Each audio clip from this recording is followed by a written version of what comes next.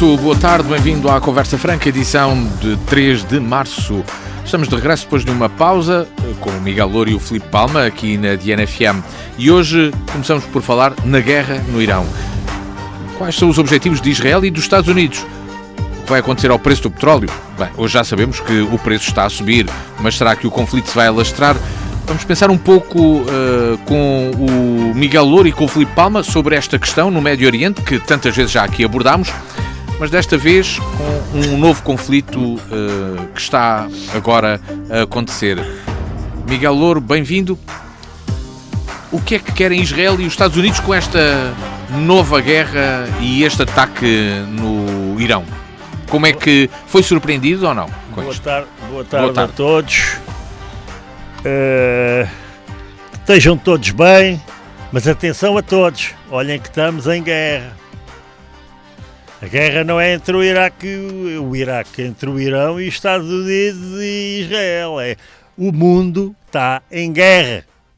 Já estávamos em guerra, mas agora abriu-se uma nova frente de guerra e muito mais complexa que o que tínhamos aqui atrás. Portanto, Ucrânia, Rússia é uma coisa, Israel, Estados Unidos, Próximo Oriente todo envolvido em guerra. No mínimo dos mínimos é complicar bastante a coisa. O Luís quer que eu lhe responda a uma coisa, mas eu não quero responder a essa coisa. Porque o tema, para mim, não é o que é que Israel e os Estados Unidos querem, ou o que é que ganham com isso, ou qual é a ideia geoestratégica para este conflito, ou geopolítica, ou por aí fora. Isso a mim não me interessa muito, porque acho que sou muito pequenino. Portugal, nós, portugueses, somos muito pequeninos para nos pormos a pensar em coisas que nos transcendem completamente.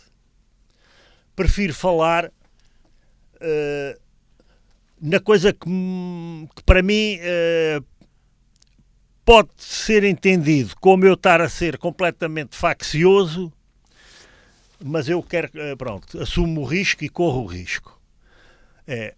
O mais importante de tudo, para mim, é, neste conflito, o povo do Irão. É que o povo do Irão não é o regime do Irão. O regime do Irão trata o seu povo de uma maneira que eu acho que o regime tem que estar no fim. E portanto, de certa forma, estou a justificar o ataque americano e israelita ao Irão e não deixo de ficar contente se isso contribuir para acabar com o regime. Não é com o povo do Irão, repito. Este conflito teve uma primeira parte aqui há uns meses atrás. Uma coisa parecida com esta no primeiro dia. Houve um ataque israelita e americano ao Irão numa tentativa de destruir as hipóteses que o Irão estava a construir no sentido de criar armas e armas de destruição maciça.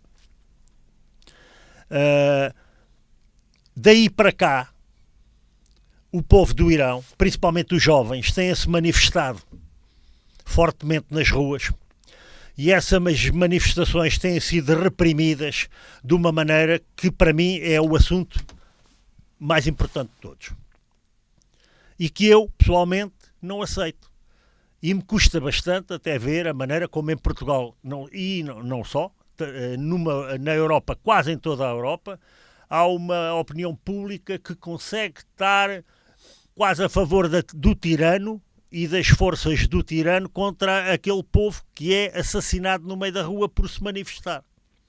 Ele manifesta-se porque quer o fim do regime, não é porque quer a invasão israelita ou americana.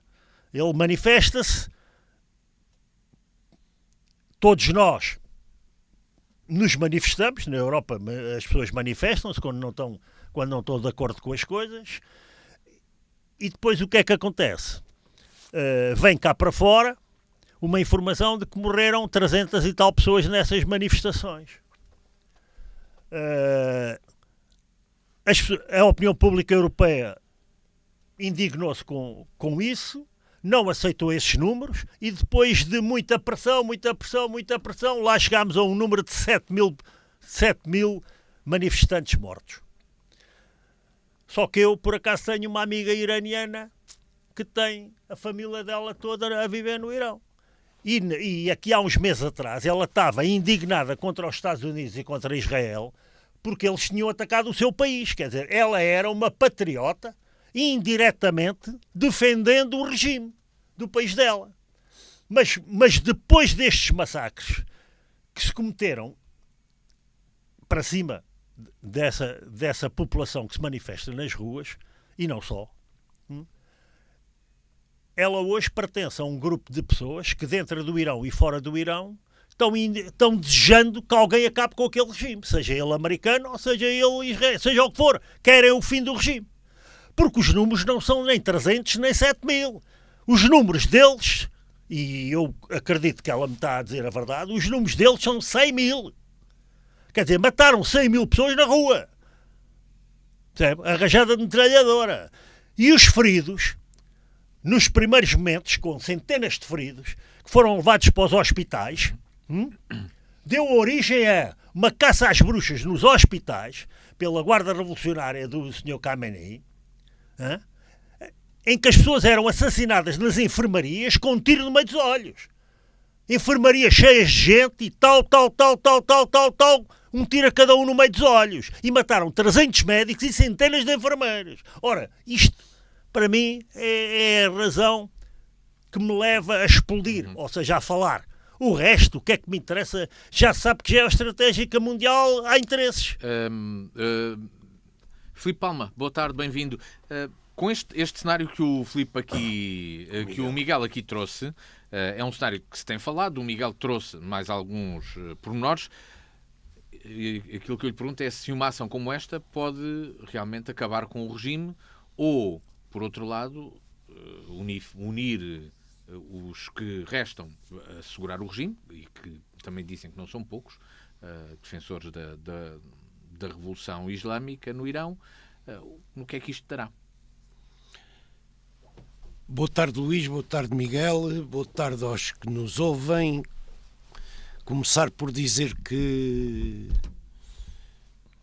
esta interrupção grande foi a meu pedido e eu agradeço muito terem contribuído para que pudéssemos continuar o programa sem a semana passada. E acho que nós não nos devemos desviar daquilo que está em cima da mesa e que, aliás, o Luís começou por perguntar isso. Porque o que, na minha opinião, o que está aqui em causa não é um regime tenebroso, provavelmente os mais tenebrosos do mundo e mais criminosos do mundo. Não é isso que está em causa, na minha opinião.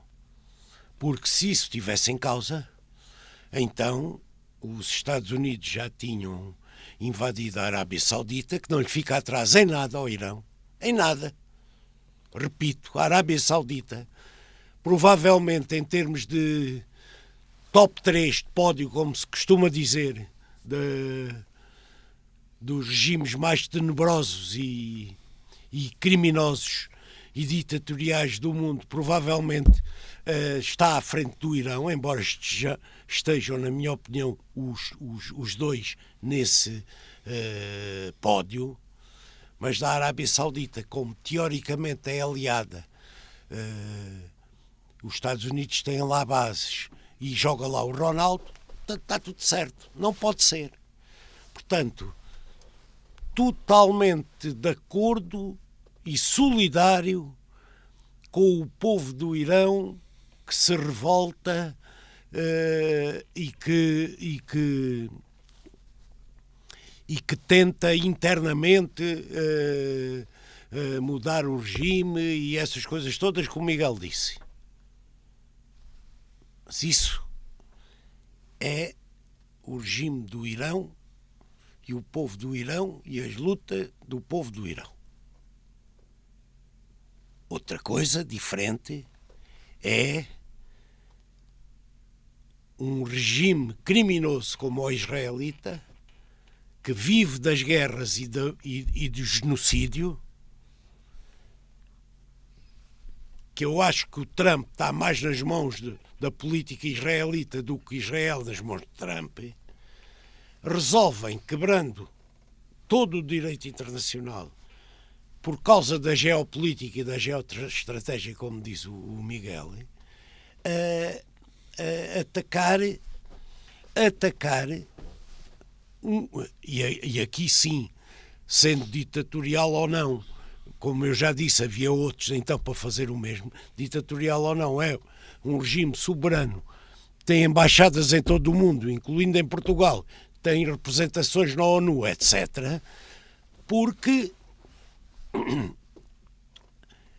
numa fase em que, a exemplo, eu lembro aqui a todos que quando foi do derrube do Iraque, houve a reunião dos Açores por causa das armas de destruição maciça. E eram armas químicas e não sei o quê, que afinal não existiam.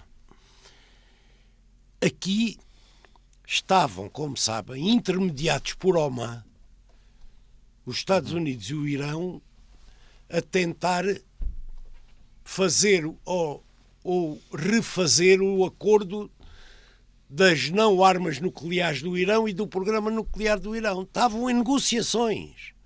E Oman tinha dito, o embaixador de Oman, que era o intermediário, disse publicamente, após a primeira noite de ataque, disse publicamente que o Irão tinha cedido em quase tudo o que era que os Estados Unidos queriam. Portanto, a esse nível da geopolítica e da geoestratégia não há nenhuma razão evidente para o ataque. E onde é que está o problema, na minha opinião, do ataque? É que nem é só dizer que a ditadura iraquiana foi destruída. Iraniana, não, antes. A iraquiana foi destruída, okay, Saddam Hussein, sim. Como a ditadura do Gaddafi na Líbia foi destruída, porque eram ditaduras. O mundo e aqueles povos ficaram melhor? Não. O mundo e aqueles povos iraquiano e líbio ficaram melhor? Não. As empresas petrolíferas americanas, algumas italianas e francesas, no caso da Líbia, ficaram melhor. Isso é diferente. Agora, há uma coisa que nós temos que ver. O Irão não é nem o Iraque nem a Líbia. O Irão, com os apoios que tem tido da Rússia e da China, é claramente uma potência regional. E como potência regional, aqui sim, enquanto que nós estávamos teoricamente às portas da guerra, Rússia e Ucrânia, confinado àquele território, aqui já se viu que isto pode alastrar perigosamente, nomeadamente para os europeus. Deixe-me passar aqui ao Miguel, Porque, então, sobre a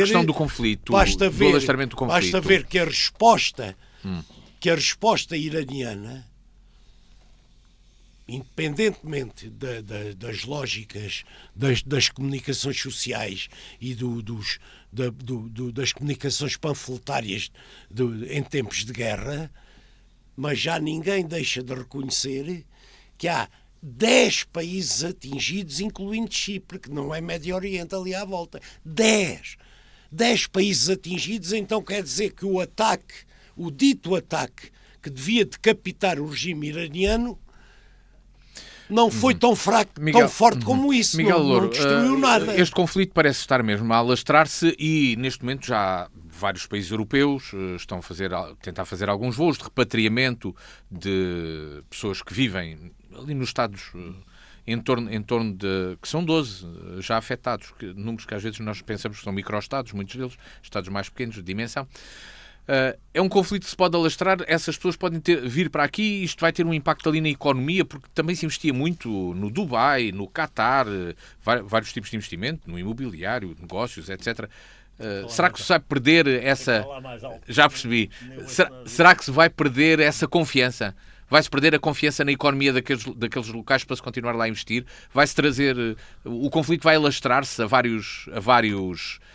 aos outros territórios e vamos ter de ir buscar os portugueses que lá vivem, vão ter de regressar a Portugal? O que é que você acha? E não só. E outros? Os portugueses que lá vivem são meia dúzia.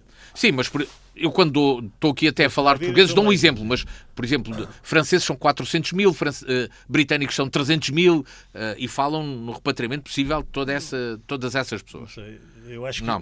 assuntos parecidos com este, em relação ao que está a perguntar, tem havido, não é? A gente temos 70 anos, quantas vezes é que já vimos coisas parecidas com esta? Nesse aspecto, sim. O Filipe falou em algumas agora aqui atrás. O Filipe tem um padrão anti-americano constante.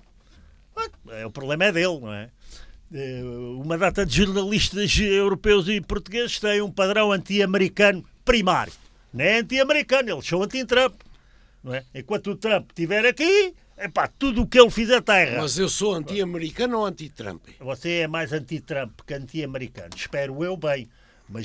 Mas é que há aí muita gente que é mesmo anti-americano, seja quem for a liderar. Então esta eu parte... estou sempre a aboná-lo, você, apesar Mas de esta saber parte que fazia sentido, você já estava a dizer que eu era só anti-americano. Foi melhor corrigir. Não, eu não Anti-Trump corrigi, sou eu claramente. acrescentei. Acrescentou. Eu não corrigi. Mas sou claramente anti-Trump. Pronto, completamente. E anti-Israel sem ser antissemita.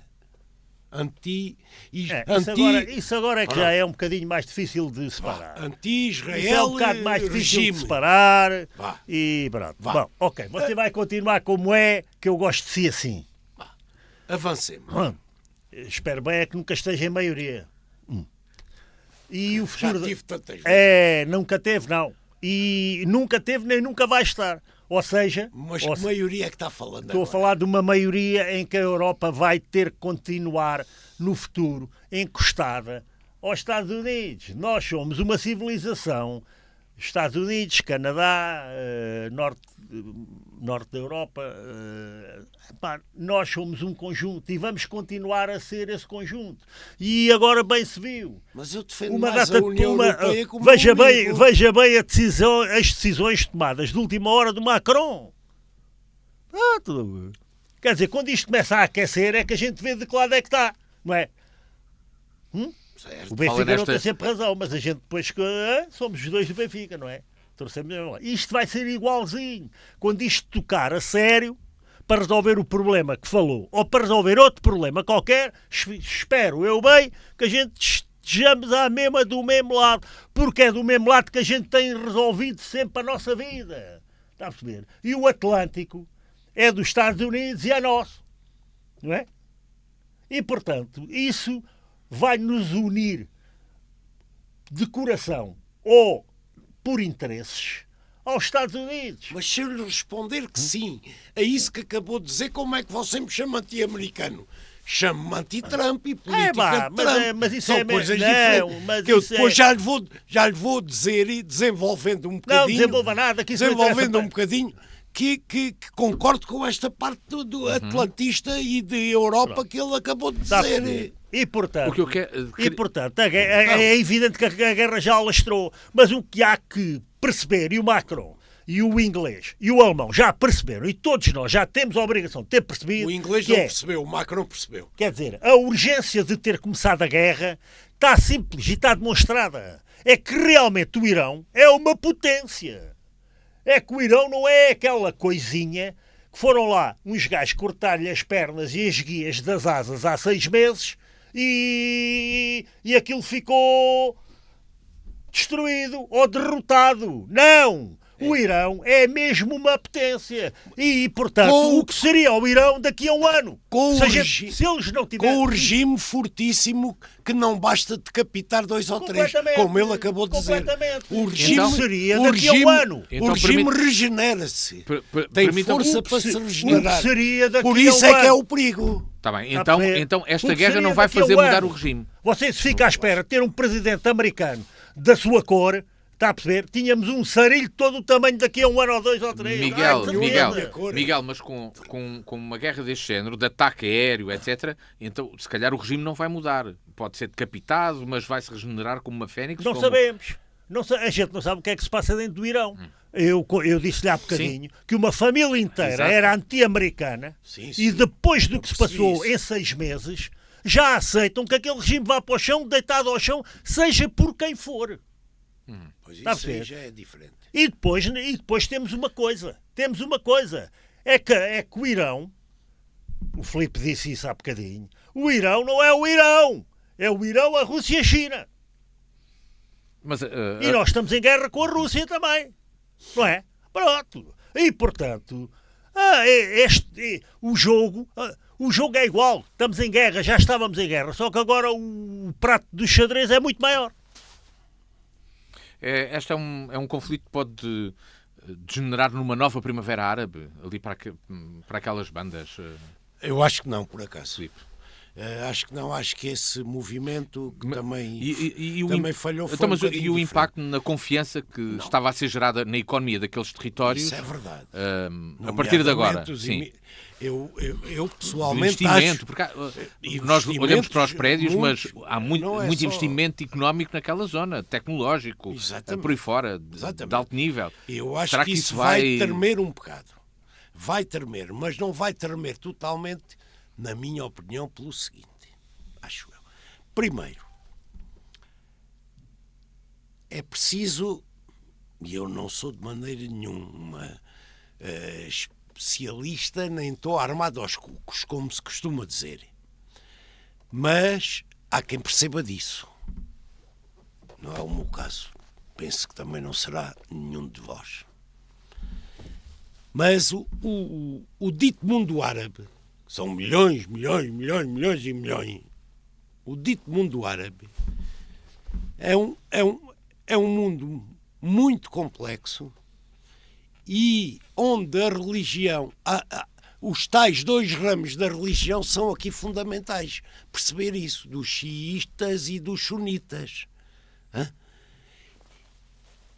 E muitas vezes as alianças fazem-se pelo dito ramo do muçulmano sunita ou xiita ou não sei o quê.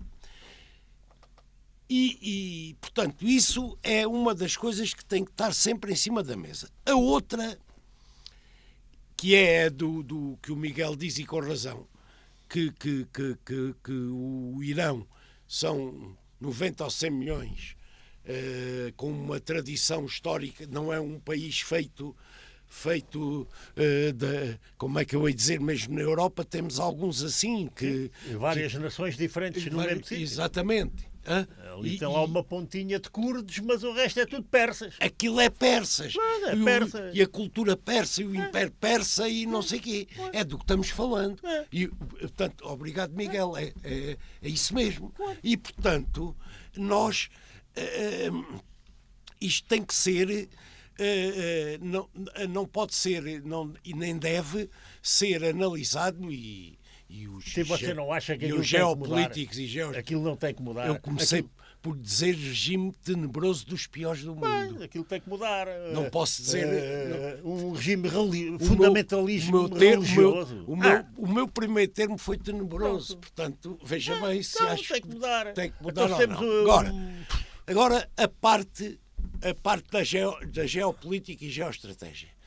Por isso é que eu meti penso que bem aqui a China. Como estão? Estão armados como estão. Porquê?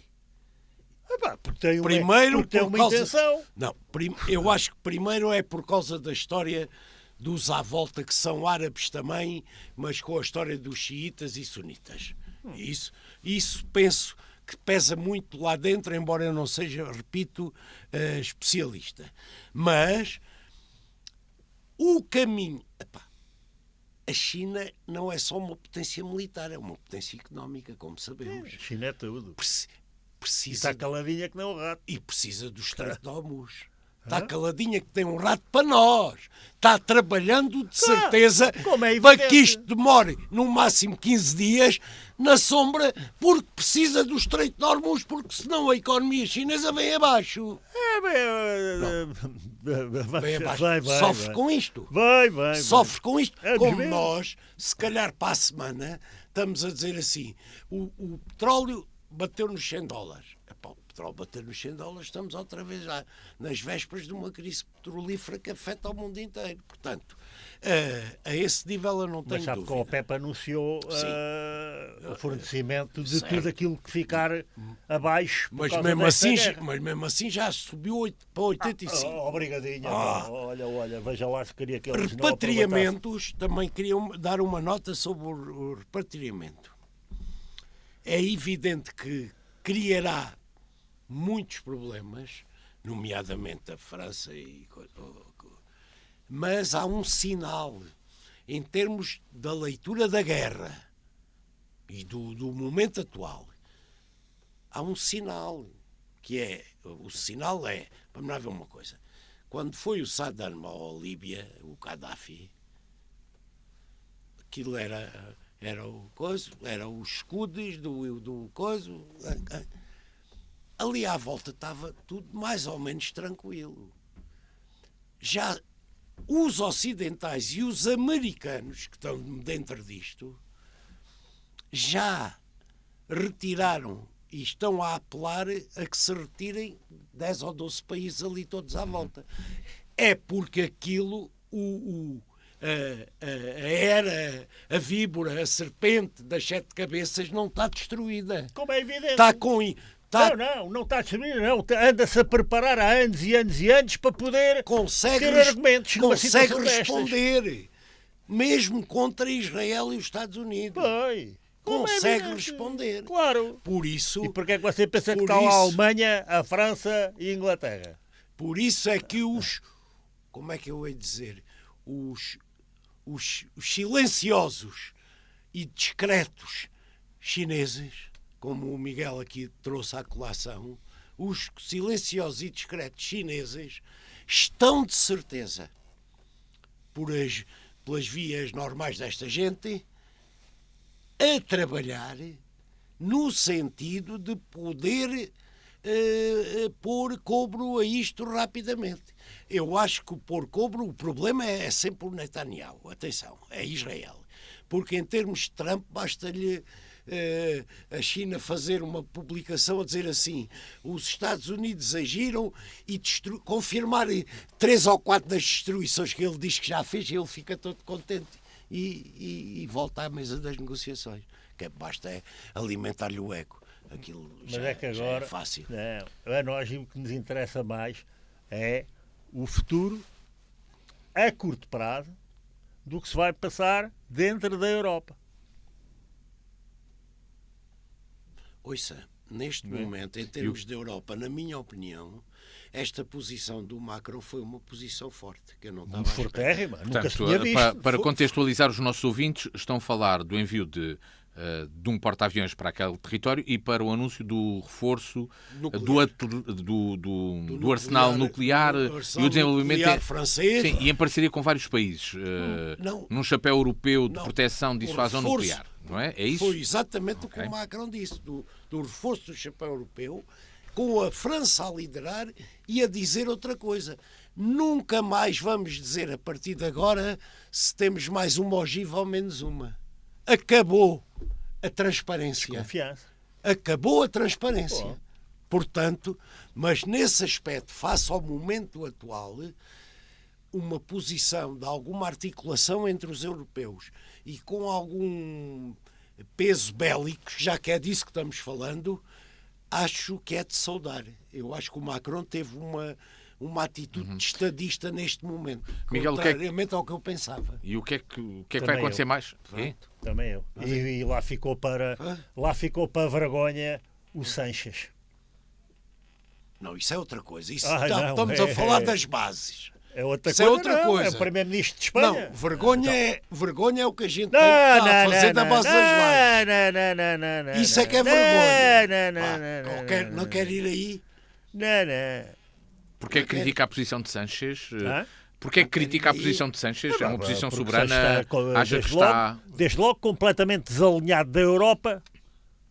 Mas foram totalmente. usadas ainda assim algumas Neste bases, momento, não é? já estava, a propósito das relações dos Estados Unidos, da NATO e da Europa. Não é? Em que ele disse que não participava com aquele orçamento, etc, etc, etc, etc. O que estamos a falar é de orçamentos para militares, não é? O que é que o Macron veio dizer? Vem dizer vamos gastar caroço.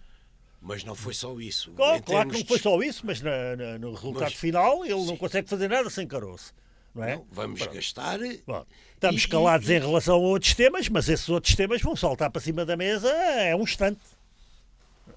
Qualquer pessoa. Não vou falar do assunto, porque é fácil de perceber o que é. Epá, isto vai tudo levar uma volta. E a Espanha tem que dar a mesma volta, não pode dar uma volta ao contrário. A Espanha não pode andar pela mão de um primeiro-ministro daquela qualidade, continuar a fazer o que ele lhe apetece, continuar a ser contra os outros todos, numa política de conjunto, etc. Contra os outros todos é o Orbán da Hungria, não é o espanhol. Não, é o espanhol, é. É o espanhol. A mim somente eu quero saber nada do Urbano da Hungria. Só quero saber do espanhol. Não, é que o Orbán é que tem vetado tudo. Mas eu só falo da Espanha, não me interessa falar nomeadamente da sobre a Hungria. Rússia e a Ucrânia. É o Orbán. O Orbán e o eslovaco, acho eu. Mas o Orbán tem mais nome. Uma coisa é a gente dizer que não queremos. Outra coisa é a gente fazer uma política anti. O que o Sánchez está a fazer é uma coisa anti. Não, olha lá uma coisa. O território espanhol tem bases americanas. O que o Sánchez disse, e bem foi. E bem não, bem Bem, na minha opinião. Epá, As bases americanas daqui não servem para ir atacar o Irão. Ai, não servem. Então servem para quê? Então a gente pois. E não puderam. Agora. Porque isso é de um lirismo. Porque ele não é subserviente como o Sr. Rangel e o Sr. Montenegro. Não, e eu? Porque aquilo que acontece nas lajes é uma vergonha. Esses são subservientes porque dizem uma coisa e são obrigados a fazer outra. Eu não me considero subserviente, não tenho responsabilidade nenhuma em nada, mas digo claramente. É evidente que estamos ao lado dos Estados Unidos, ponto final. Quando os Estados Unidos têm razão e quando os Estados Unidos não têm razão. Estamos ao lado. Quando não têm razão não podemos estar. Está a ver? Por isso é que eu... você chama-me anti. Você quer dançar conforme a música. Dançar. Eu defendo o Atlântico. Miguel, agora vai ter que me ouvir. Eu ouço o que você quiser. Eu defendo o Atlântico e o multilateralismo, como você aqui acabou de dizer há 10 minutos. Você se defendesse, tinha cuidado com o que o seu ministro dissesse. Eu defendo isso. Numa situação dramática... Não posso é defender as trampices. Ok, então eu tenho que defender as costices. Isso já lá vai. E as choarices e a porcaria toda que vocês empestaram isto durante 50 anos. Eu aturo tudo o que você quer. Você não me atura a mim nada. Tiro lá o porcaria, mas o Costa já se foi embora há não sei quanto tempo. Agora está no meio do furacão. Ele agora está lá mesmo no meio do furacão. Isso é verdade. Pois. Em termos europeus está. Ele agora está lá mesmo em cima das brasas. Mas é verdade. E agora há que ter estatuto. Está a perceber? E eu não me espanta nada que ele tenha. Porque ele é...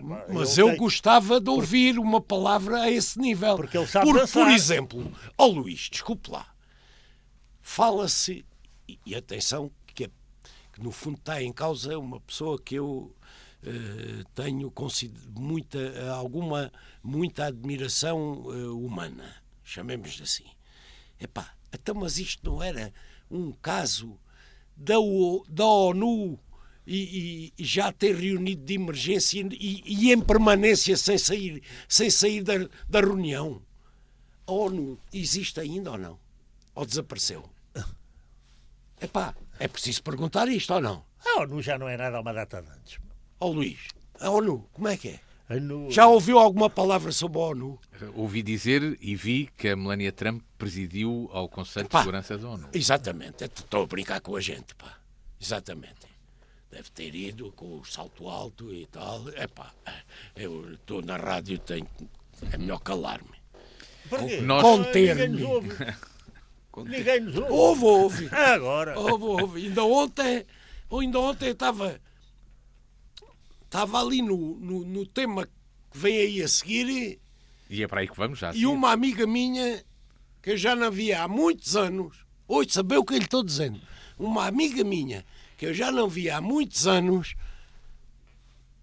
encontrei-a ali naquilo do tema a seguinte. E uma das coisas que ela me disse foi assim: ó Filipe, eu sou fã do seu programa. Portanto, há gente que ouve a gente. E eu tenho que Foi continuar.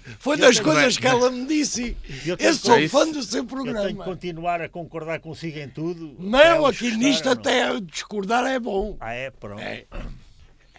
Bem, seguimos no nosso programa para A gente outro fala assim tema. porque a gente não está lá ao pé das bombas. É pá, isso. Vamos. Não, se não estávamos também a pensar vir Porque embora, como é evidente. aquilo é trágico. Mas já, Como é viu, evidente. mas já viu o nível de armamento em quantidade e qualidade que eles estão. É pá, já viu o nível de intenções que eles têm. Hã?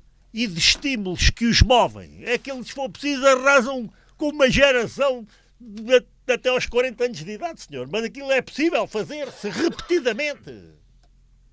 É possível matar uma atleta olímpica só porque ela não foi receber a medalha com um lenço na cabeça, senhora. É pá, estamos a falar de quem? Isto é inaceitável. Pá, isso aí, mas aí Como é que as mulheres da Europa, algumas apoiam isto? Epá, quando os temas delas cá na Europa são completamente antagónicos disto, como é que isto é possível? Está a perceber? Não pode ser. E é por isso que eu pessoalmente, já que eles vão para a guerra, não posso fazer nada. Olha, vão, querem ir, vão. Pronto, têm interesse em ir, bora. Agora, ao menos resolvam aquilo de uma vez para sempre. Aquilo não pode continuar assim. Não é? Vamos deixar essa questão também, se será resolvido para sempre. Desta vez passamos para outro tema. Eu estou convencido, Luís, peço desculpa mesmo para acabar. Eu estou convencido que se não suceder nada de anormal, e oxalá não, que nós no programa da semana que vem, se calhar temos que tocar neste assunto, porque... Já acabou. Ou perto disso, Não. já há Não, grandes não, novidades. não. Eu deixei aqui esta hipótese. Não. O Aquilo Miguel há- está... Não. O Vamos Filipe ver. aposta nas Vamos novidades, o ver. Miguel aposta nas não novidades Epá, daqui a uma semana. Para se Sim. largar Sim. aquela intensidade de armas que eles atiram por minuto ou por hora, ou lá porque Sei lá, pois. é porque estão em sítios. O Irão é muito grande. Aquilo é muito grande. Aquilo saem mísseis e saem drones de. Sabe-se Sabe-se lá lá de de quantas onde. centenas de sítios. Aquilo não vai acabar tão cedo. Cada sítio daqueles deve ter um reservatório para eles andarem a vender daquilo à Rússia, a pontapé. O que é que eles não terão? Porque os estímulos para fabricar aquilo foi a guerra da Ucrânia. Não é? Portanto, já que fazemos 1000, ao menos vamos fazer, mas é 100 mil. Porque isto é bom. Ou para vender ou para a gente utilizar. Aquilo deve estar ali montado... sei lá, Por isso é que eu defendo a arma diplomática. Mas a arma diplomática já foi Nomeadamente ultrapassada. a dos nossos sinos. Filipe, aquilo já... Acho eu. Aquilo Vamos ver. já Vamos tem, ver daqui a uma semana. Aquilo já tem ódios lá dentro. Certo. Aquilo tem ódios lá dentro. Grandes. Pronto, não pode deixar de Certo. ter. Estou de acordo. Aquilo Vamos não mudar, para assim. temos de avançar para o tema seguinte e o próximo tema traz-nos para Évora e para o Alentejo. A Comissão de Coordenação tem novos vice-presidentes, já aqui falámos da presidência num outro programa. Neste trazemos novos vice-presidentes porque aqui estão os nomes de pessoas que ocupam cargos específicos para determinados setores. E houve mudanças. Há nomes que continuam, não em cargos específicos, mas setoriais, mas mais genéricos, como, por exemplo, Roberto Grilo, que continua nesta direção, mas com outro pelouro, digamos assim. Mas temos para a Agricultura Helena Cavaco, no Ambiente Sónia Ramos, ex-deputada, na Saúde Marciano Lopes, na Cultura, Henrique Sinsim, vereador na Câmara Municipal de Évora, na Educação, Silvina Alhinhas, diretor regional da Educação. Eu começo aqui pelo Miguel Louro. Que desafio é que têm estas pessoas no Alentejo e nestes setores? O que é que gostava que eles fizessem pela região, olhando para estes nomes, que certamente conhecerá alguns? Eu acho que este é o tema que o Filipe está desejando falar. Não estou nada. Não estou. Não estou. O Filipe jogou nesta equipe durante uma data de anos. Isso é verdade. O Filipe ainda tem uma certa vida partidária. O Filipe Isso também é verdade. conhece estas pessoas todas e eu. Quase todas. Epá, também é verdade. Se eu for dizer que as únicas pessoas que conheço são duas senhoras, epá, a malta vai ficar, não sei se a rir, se. Quem é não que sei são o as quê. senhoras que conhecem? É a Sónia Sim. e é a Ana Paula ter sido substituída por São sim. duas senhoras. Uma sim. por uma razão positiva e outra por uma razão negativa. É a única coisa que eu conheço. Eu não conheço absolutamente mais nada. A mim venderam uma ideia de que isto ia ser um órgão para trabalhar em prol do Alentejo. E portanto, iam ser eleitos pelos autarcas os melhores em eleição. Mas depois vinha saber que afinal aquilo foi por nomeação. E por nomeação, lá temos mais uma vez as negociatas. Epá, tu metes este, e metes aquele, Nos e metes nomeados aquele outro. é tudo de uma cor. Não faço Não há ideia. negociação. Está a ver como eu não percebo nada disto? É mais um tema que eu não percebo nada. É como na guerra. Não percebo nada. Mas a gente não tem que perceber da guerra. Ainda bem que não percebe. Portanto, bem, eu espero. Eu não tenho muita esperança, porque... Tenho esperança porquê? Eu acho que o organigrama do poder em Portugal está mal organizado. Pronto, eu não gosto do governo, não gosto do primeiro-ministro, não gosto de nenhum ministro. Para que é que hei de gostar da Comissão de Coordenação?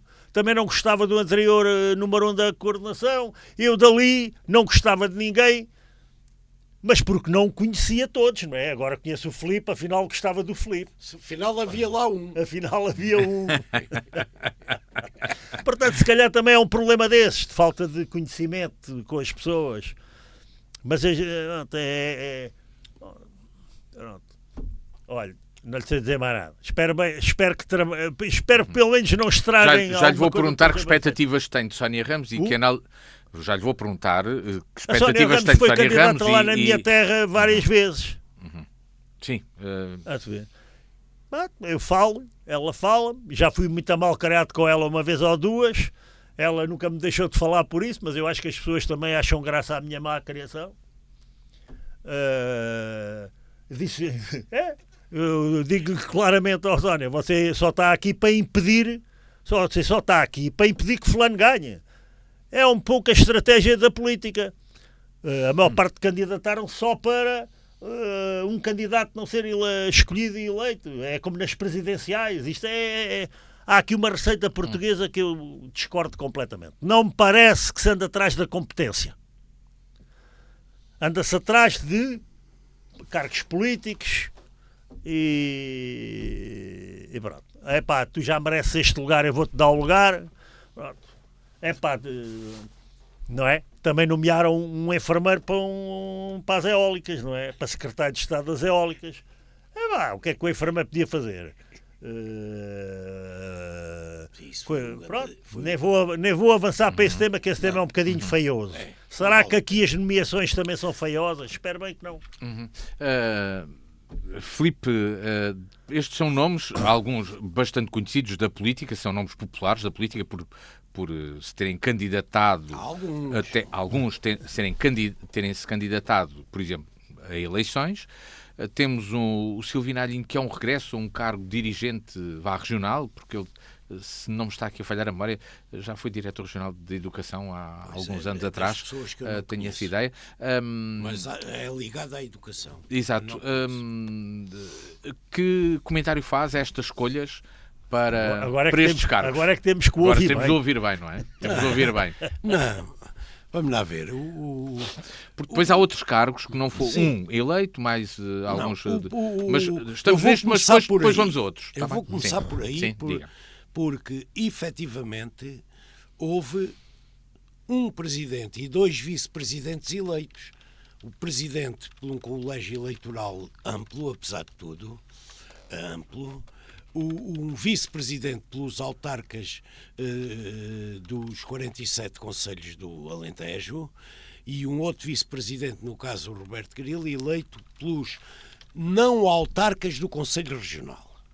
Portanto, E aí temos duas personalidades que transitam da anterior presidência. e aqui que temos é o caso do Roberto Grilo e Aníbal Costa. E o Aníbal não é? Costa, São vice-presidente. essas duas pessoas, digamos, que fazem a ponte com o passado, Exatamente. digamos assim, na organização. E a seguir, numa Aqui também é importante dizer um do PS, outro do PSD. Sim, não é? mas já lá vou por causa Porque da isso Ana também Paula tem algo Amendoeira importante, não é? que o Miguel falou. Já lá vou por causa da Ana Paula Amendoeira que o Miguel falou. É dito que a seguir nomeiam-se 5 vice-presidentes setorialmente. Um para a educação, um para a saúde, um para o ambiente, um para a cultura e um para a agricultura. Neste caso, uma para a agricultura. Pronto. E é dito que isto é para maior proximidade do território ao poder central. Sim, essas foram palavras do Primeiro-Ministro. Exatamente. Com o que eu não concordo, porque a descentralização não é isto. O princípio da descentralização é correto. Acho que temos que ir para a regionalização sem peias, sem medo de dizer a palavra e sem medo do Miguel Sousa Tavares escrever no Expresso contra isso, como escreveu, atreveu-se a falar das sedes, dizendo que as sedes também agora também quer a regionalização. Mas o que é facto é que o país cada vez mais necessita de proximidade dos cidadãos aos dirigentes e os dirigentes ao território. E numa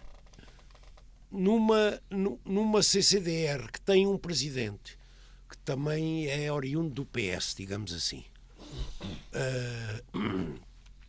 e em que lhe é dito ainda ontem pelo seu ministro Castro Almeida, no seu discurso depois das posses, diz assim: os vice-presidentes respondem cada um ao ministro do setor para que estão nomeados.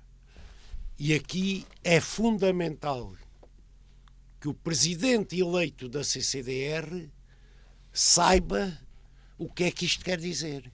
Porque o presidente eleito de toda a CCDR tem que ter coordenação e autoridade técnica e política sobre os nomeados também setoriais. Se fizer como o Rangel e for subserviente e se calar, não estará. Eu não acredito. Eu acredito que haverá essa coordenação. Acredito também que entre adultos que querem o bem da sua terra, apesar da ligação direta dos nomeados vices a cada um dos setores, quando se reunirem todos à volta da mesa, acolherão as ideias de cada um e a transmissão, mas isso tudo depende claramente do presidente da CCDR. E eu tenho esperança que isso aconteça. Sobre as pessoas, eu gostava, a propósito da Ana Paula Amendoeira, que aqui cumprimento, e que o Miguel falou, de dizer o seguinte: partidarizar demasiado as instituições públicas é um erro. Acha que é isso que aconteceu aqui? Não tenho dúvida nenhuma. E vou-lhe dizer porquê. E vou-lhe dizer com prova de vida. Porque durante 4 anos, pelo menos, o Roberto Grilo, militante e dirigente do PSD e meu amigo, eu trabalhei com o Roberto Grilo durante os governos do PS, com ele em presidente e o PS a nomeá-lo, a dizer que não é para tirar quem, na opinião do governo, estava a trabalhar bem para a região. No caso concreto da Ana Paula Amendoeira, penso que não há um alentejano que não lhe reconheça conhecimento, capacidade técnica de trabalho, de relacionamento com todas as instituições políticas e técnicas, etc. Não vejo, a não ser pagar o favor a um candidato derrotado à Câmara de Évora, ter afastado a Ana Paula Amendoeira. É isto que eu tenho que dizer sobre a Ana Paula Amendoeira. Que eu, portanto, não podia perfeitamente, eu percebo que se mude, mas, neste caso, não me ficava bem não dizer isto. E não tenho nada contra o senhor Henrique Sinsim, não é isso. É uma estimável pessoa com que eu cumprimento com prazer. Não é isso. A questão é a escolha, não porque sim, porque alguém aqui já disse, porque foi preciso pagar o favor este ou o favor aquele, não é isso. As instituições, nomeadamente a CCDR, volto a dizer, pode ser decisiva, é a principal instituição do Alentejo, pode ser decisiva do nosso futuro a 10 anos. Decisiva, depende das pessoas. Vai depender muito das pessoas e destes dirigentes. Eu tenho franca expectativa positiva, até porque, olha, eu também não posso deixar de dizer isto. Defendi a Ana Paula e a hipótese da sua continuação, não por ser contra o Henrique Sinsim, que não conheço tão pouco na área, que acho que não tem. Mas, na área da saúde, na minha opinião, se calhar não podiam ter escolhido melhor. Marciano Lopes, não é? O Marciano Lopes tem anos e anos de trabalho na direção da saúde. Ele já foi vogal da ARS, ele teve em unidades de missão para revitalizar e construir novos serviços em termos organizativos da resposta da saúde. Portanto, é uma pessoa que sabe o que está dizendo, não é médico. Não é médico. Eu penso que ele é de Direito, mas também já tirou o curso de Gestão. Mas ele tem quase a minha idade e a nossa tem para aí 67 ou 68 anos. Eu conheço bem porque ele é lá de baixo de Beja. O Marciano é lá de baixo. Portanto, eu não me parece que pudesse. Há sempre. Eu, quando fui nomeado, mais que uma vez e outras vezes eleito, também digo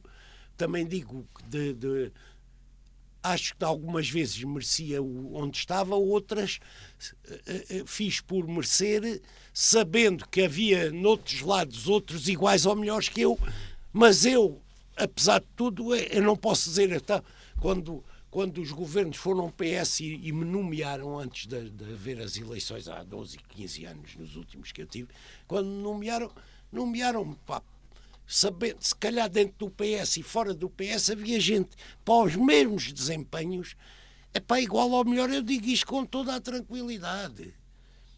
Acho que me esforcei sempre para que as coisas corressem bem. Isso, enfim. Agora, não digo que era o único. Portanto, no caso da Ana Paula, no caso do Marciano Lopes, é boa escolha. Não sei se há mais, eu não conheço. Então no universo do PSD, mas que foi boa escolha, foi de certeza. Não conheço, e vem de Beja, a senhora que vem para a agricultura. É um setor muito complexo, muito importante na nossa região, e eu não conheço nada que a senhora tenha feito a esse nível, em termos de currículo.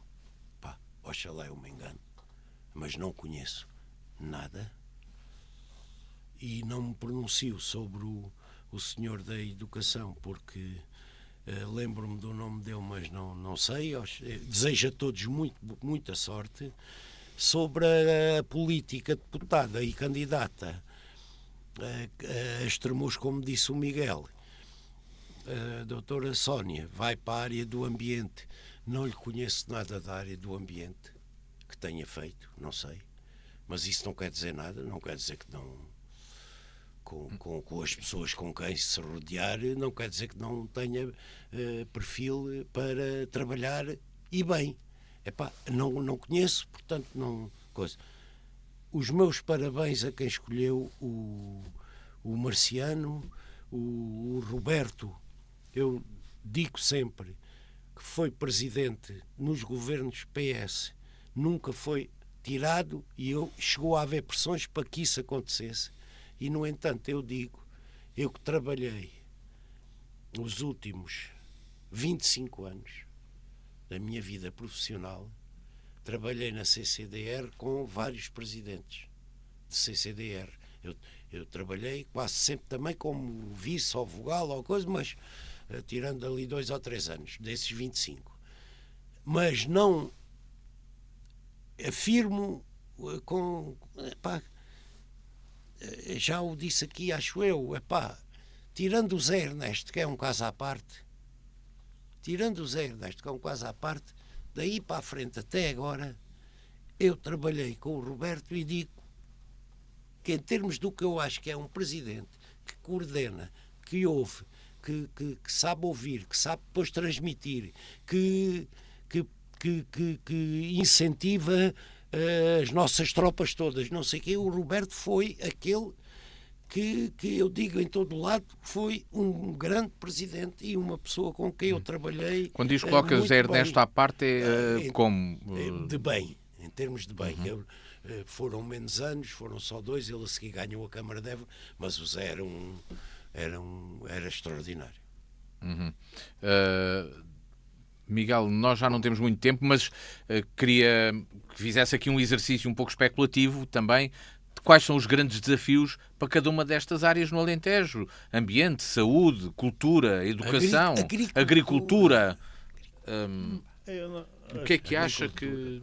Bom, vamos atirar mais Nós uma temos vez, mesmo mais muito uma pouco vez tempo. bolas para o Pinhal. Temos muito...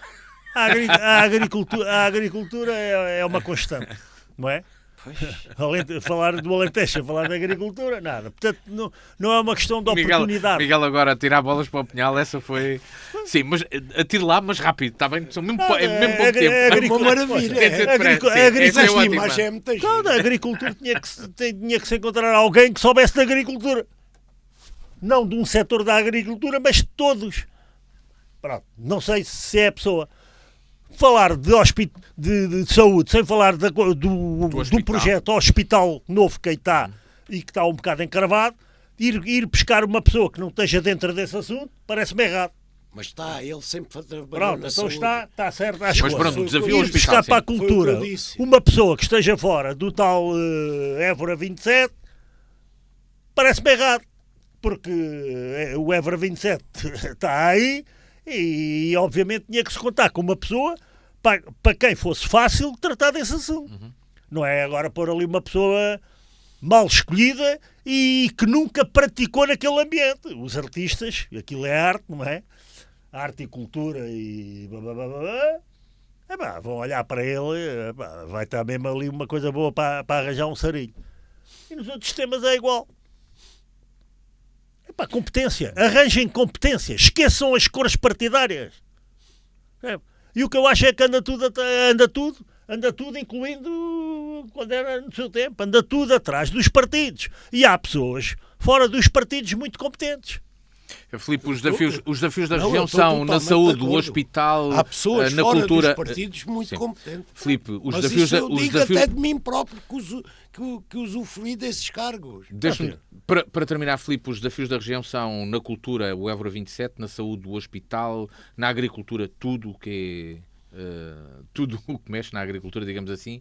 Partilha dessa visão do Miguel.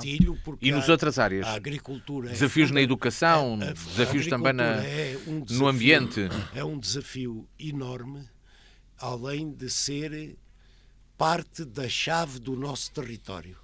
Seja, porque aí é em termos de produto, em termos de criação de riqueza, em termos de tempos de crise e de guerra e em termos ambientais. Portanto, aqui cruza-se também com o ambiente. Portanto, a agricultura penso que é a chave nisto. Os desafios da educação penso que passam muito por aquilo que tem vindo a ser a delegação de competências nas câmaras, mas também a questão não é só das instalações, é olharmos para o caminho profissional. Não é vergonha já lá vai o tempo, penso eu, a seguir ao 25 de Abril, muito, queria-se muito, o meu filho e a minha filha é doutor, é engenheiro, foi para a universidade, coisa, não sei o quê. Mas escolas depois industriais também tinham o caminho do doutor. Mas tinham poucas, não, mas às tantas criaram-se poucas competências. O que eu defendo é o caminho das escolas industriais, com as competências. As competências são fundamentais. Mas tiveram sempre. E isso... O ter desvalorizado isso ao longo do tempo foi um erro, na minha opinião. Completamente. Então é um dos desafios que eu acho da educação. É voltar a quem for para o caminho da profissão e não do estudo superior, da boa profissão, bem remunerada, bem especializada, bem especializada, etc., é o caminho correto, acho eu. Não é só para o Alentejo. Exatamente, mas isto, estamos a falar do Alentejo. Mas, portanto, que a gente deu o exemplo. Além na parte da saúde, já que falou no hospital, não, exatamente porque vamos ter o hospital e as valências e o dinamismo e a grandeza que esse hospital do Alentejo vai ter, permite-me dizer que aquele sonho que foi mal trabalhado e derrotado aqui há 3 ou 4 anos atrás devia ser posto novamente em cima da mesa. O curso de medicina no Alentejo. Penso que o Miguel mas isso não melhor fosse... que eu saberá falar disso, mas não estará em desacordo, digo. Nós temos de terminar, já ultrapassamos a nossa hora e podemos até colocar... Podia não se fazer um curso de medicina tal como é entendido em Lisboa, Porto, Coimbra e por aí fora, mas um curso de medicina virado logo para uma ou 2 ou 3 especialidades. Está a ver? Especialidade cardiotorácica em que o Alentejo está a dar tarefa no país inteiro, tarefa no bom sentido. No bom sentido. Tem um serviço fantástico, com resultados fantásticos. Podia fazer esse curso. Quando o meu amigo Marciano Lopes estiver já instalado e eu souber onde é que ele está, etc., um dia é de convidá-lo, de dizer: tens tempo para almoço e vamos almoçar os 3 ao fiado.